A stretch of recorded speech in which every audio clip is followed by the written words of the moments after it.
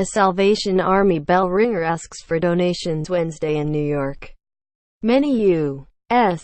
charities are worried the tax overhaul bill signed by President Trump on Friday could spur a landmark shift in philanthropy, speeding along the decline of middle-class donors and transforming charitable gift-giving into a pursuit largely left to the wealthy.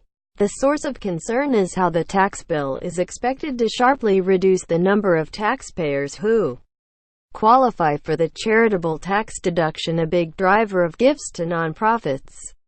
One study predicts that donations will fall by at least $13 billion, about 4.5%, next year. That decline is expected to be concentrated among gifts from the middle of the income scale.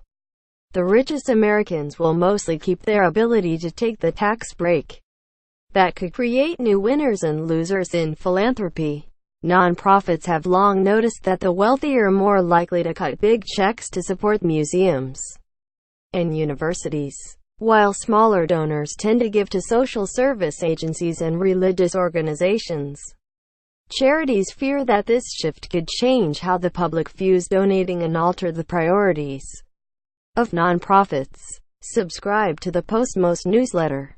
Today's most popular stories on the Washington Post. The tax code is now poised to incentivize the heart of civic action in America, said Dan Cardinale, president of Independent Sector, a public policy group for charities, foundations and corporate giving programs. It's deeply disturbing. The tax bill's treatment of charities led the Salvation Army to express serious concerns. And it's why United Way opposed the legislation, as did the U.S.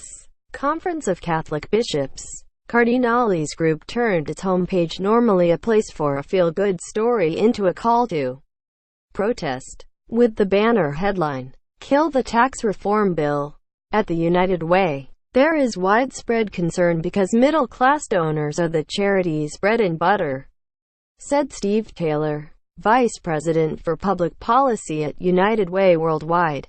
The charity's average annual gift is $379, mostly from people who pledge during workplace campaigns to have $5 to $10 a week deducted from their paychecks. United Way has big donors, too, who drive up that average, such as the nearly 30,000 people who give $10,000 a year. They are known as Tocqueville donors, named for the French writer who in the 1830s remarked on the American affinity for forming private groups to address public needs. Salvation Army collectors sing and dance Monday in New York.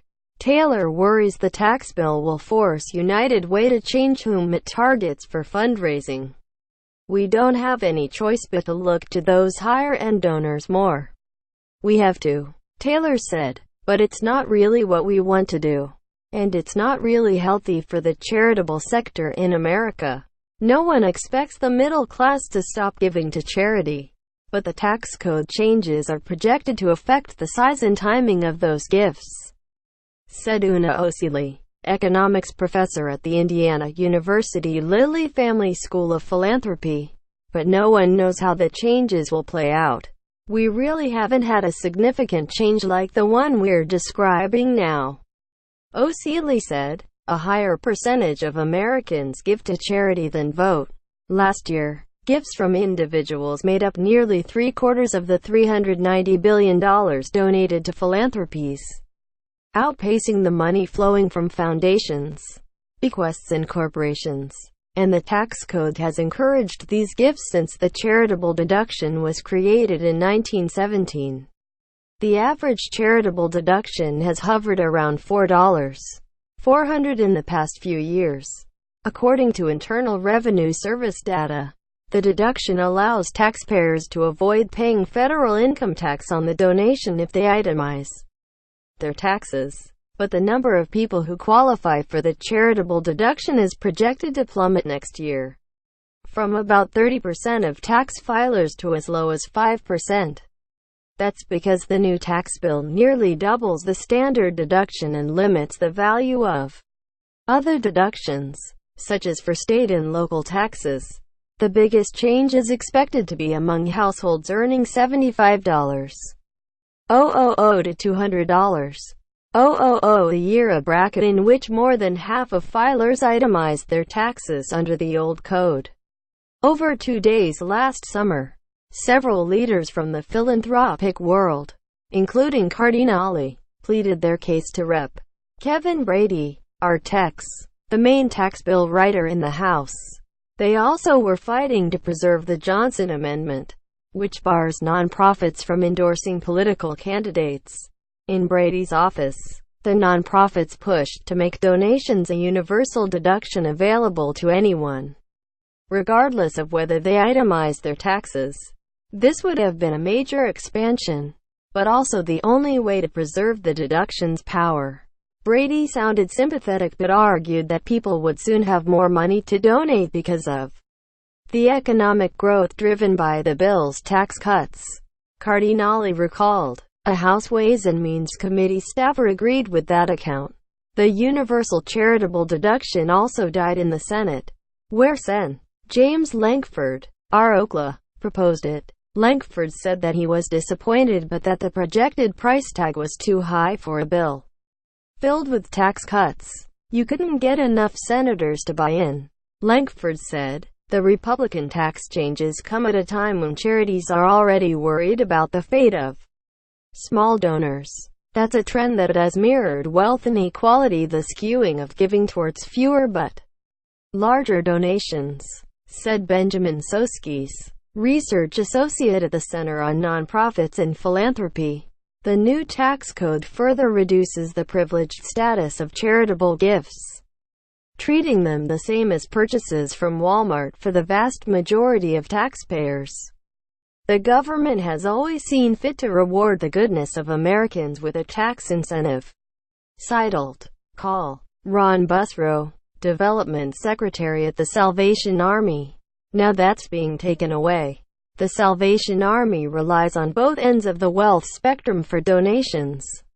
In 2004, the organization received a $1.5 billion bequest from the estate of Joan Kroc, the billionaire widow of McDonald's owner Ray Kroc. But the group also has 23,000 red kettles set up across the country with bell ringers asking for spare change during the holidays. Those bring in about $150 million each year.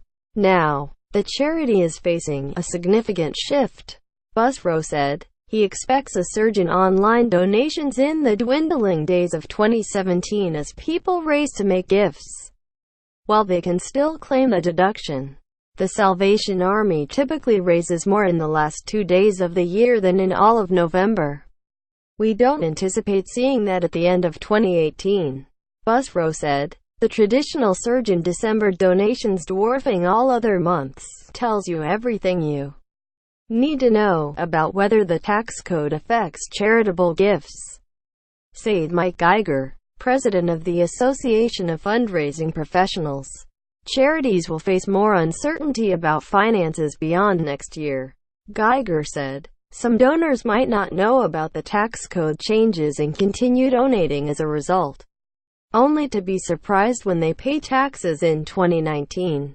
Others might stop making regular $1,000 a year donations and bundle several years together into a single $5,000 gift now to take advantage of the old tax rules.